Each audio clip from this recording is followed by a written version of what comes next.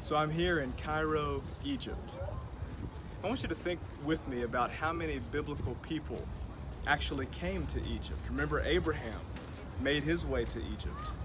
Joseph, of course, also was brought here as a slave.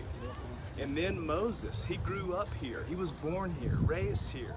He eventually came back, remember, when he led the Israelites out of Egypt, out of bondage, out of slavery.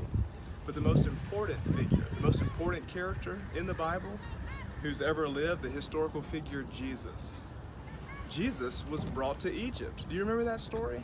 In Matthew chapter 2, an angel came to Joseph in a dream and said, I want you to take the baby Jesus and his mother to Egypt, because remember at the time, Herod, who was king in Judea, wanted to kill all of the babies that were 2-year-old and younger, because he had heard that the King of the Jews, the Messiah, the Christ, had been born.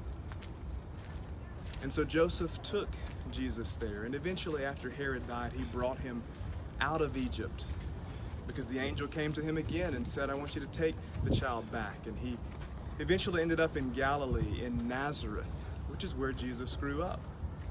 All of that was to fulfill what the prophet said in Hosea chapter 11, out of Egypt I have called my son.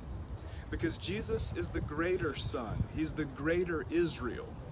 And in the same way that God led the Israelites out of Egypt under Moses, so it is through the greater Israel, the true Israel, the greater Son of God, Jesus, that we are brought out of slavery to sin into the promised land, eternal life, through the Messiah, through the Christ.